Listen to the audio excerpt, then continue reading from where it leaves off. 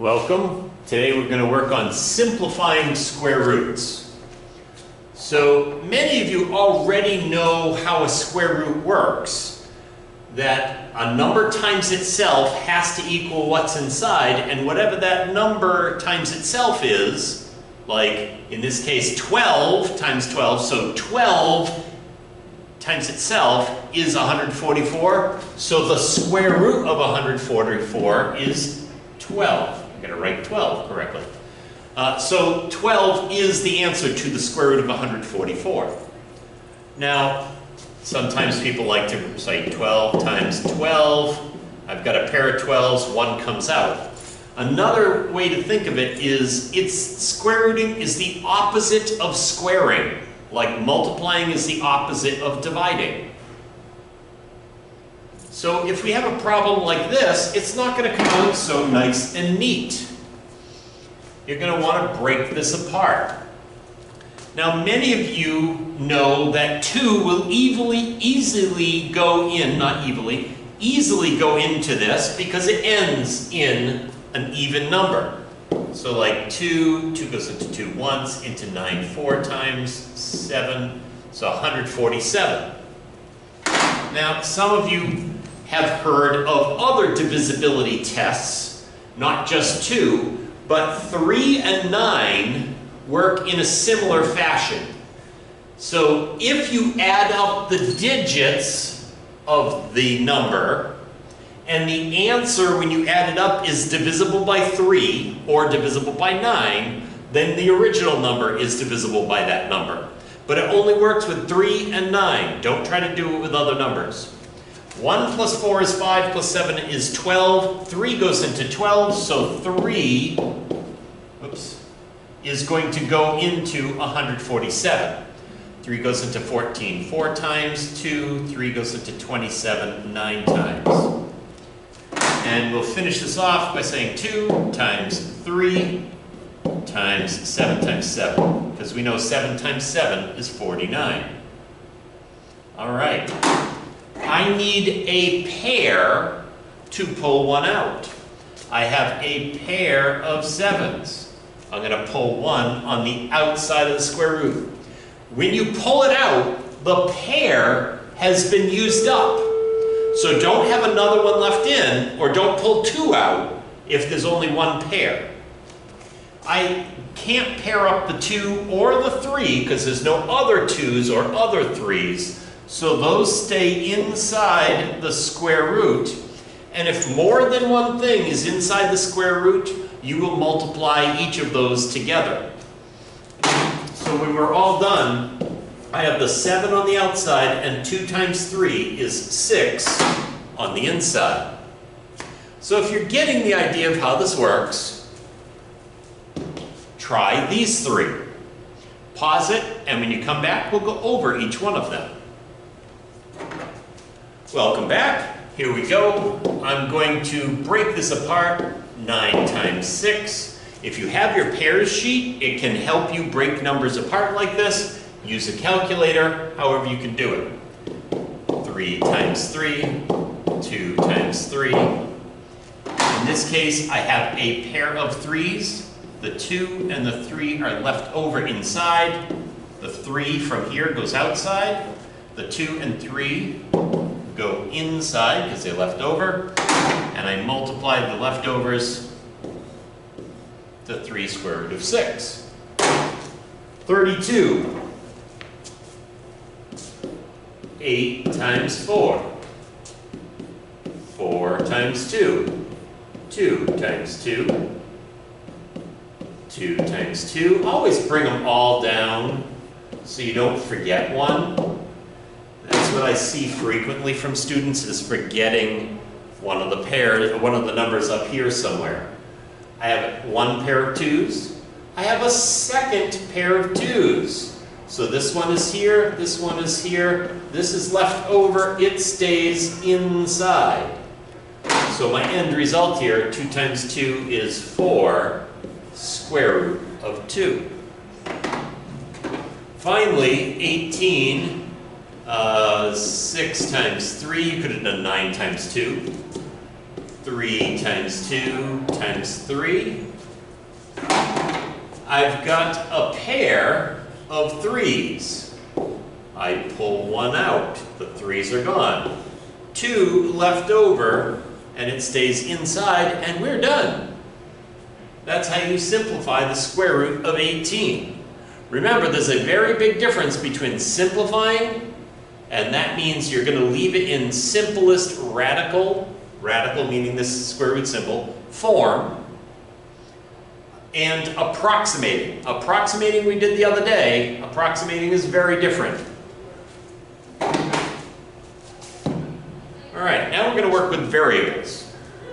Now we know that x to the 5th is 5 x's multiplied together. So for every pair, I can pull one outside the square root, and there's one left over inside. That leaves me, we know x times x is x squared, and square root of x. Now some of you are going to be very quick with this and realize that what I did over here was, this is going to come out to x to the 6th, and you already know that's because we divided the exponent by 2. But it's a little harder when it's an odd number. So you don't always have to write out all those numbers. In fact, if you had 12, 23, 152, you're not going to want to write out all those x's and pair them up. Instead, we're going to divide the exponent of the variable by 2, and that is going to be your exponent on the outside. Now what happens if it's odd? Well, how many times will 2 go into 23 evenly? The answer is 11. And if you divide 23 by 2, you have a remainder of 1. The remainder is the exponent on the inside. The number of times it goes in evenly is the exponent on the outside. All right. Now I've got that written out for you. To square root a variable to a power, you divide the exponent by 2. Remember that the rules for exponents are always different than the rules for coefficients. All right, go ahead and give that one a try. Pause it, and when you unpause it, you can give me your answer. All right, welcome back. What is that? I think I heard you say x to the 25th square root of x. Now I could say x to the 1st or just x. Either one means the same thing. There's your answer. Let's move on to the next example. Now we've got both a coefficient or a number and a variable or variables to a power. 112, let's see, I think 4 goes into that, and if not 4, 2. But 4, let's see, no, I better go 2 because most of you won't pick up that 4 goes into it. 2 goes into this 56 times. All right, now I know you know 7 times 8 is 56.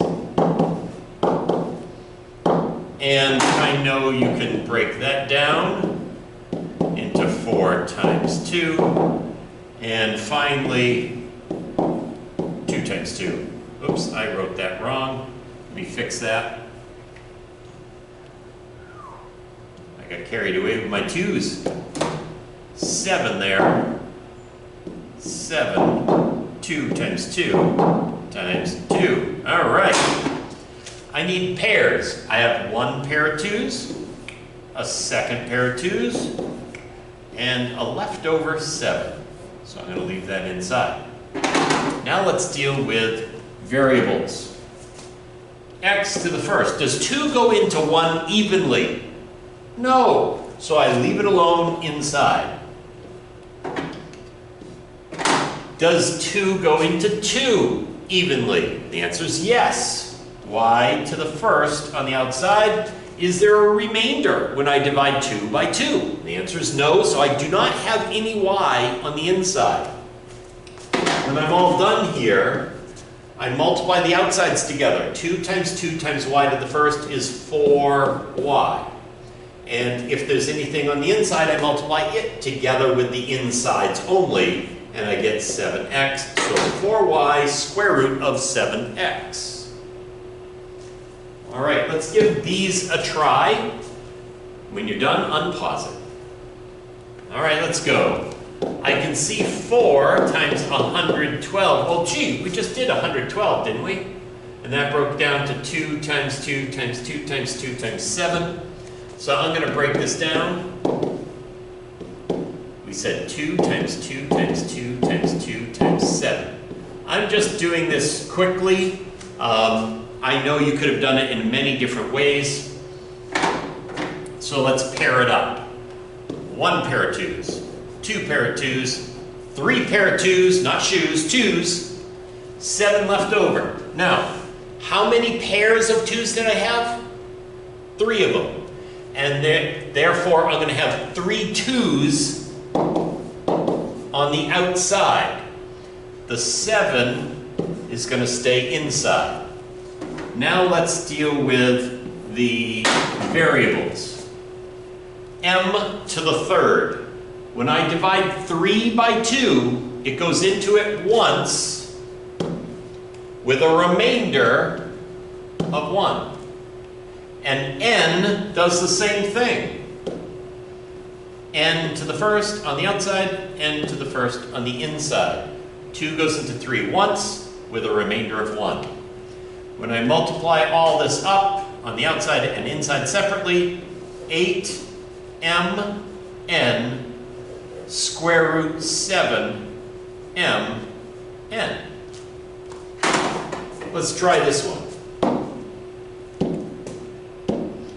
When I break 180, well, it ends in 0, so 10 must go into it. And 18. 5 times 2, 9 times 2, 5, 2, 3 and 3, 2. All right. I have a pair of 2's and a pair of 3's and a 5 left over. 2, 3, 5 inside. A squared, divide the exponent by 2, that gives me a to the first. B to the fourth, 4 divided by 2, b to the second. Final answer, 6a, b squared, square root of 5. Let's try another couple examples. These are a little bit easier. Give them a try, and then when you're done, unpause, and we'll go over them. All right, 25 times 4. So, I have a pair of 2's, put one on the outside. The 5 goes on the inside. X to the third. 3 divided by 2 is 1, with a remainder of 1. This is to the first power, so we just leave it on the inside. And the final answer is 2x square root 5xy. Over here, 4 times 2, 2, 2, 2. I have 1 pair of 2's and a 2 left over inside. A does not have an exponent that's understood to be a 1, so that gives us a to the first because we can't do any more with that. 2 does not go into 1 evenly. 2 does go into 4 evenly. So I end up with 2b squared square root of 2a. And we're all done. Hope you understood it. And if not, try watching it one more time.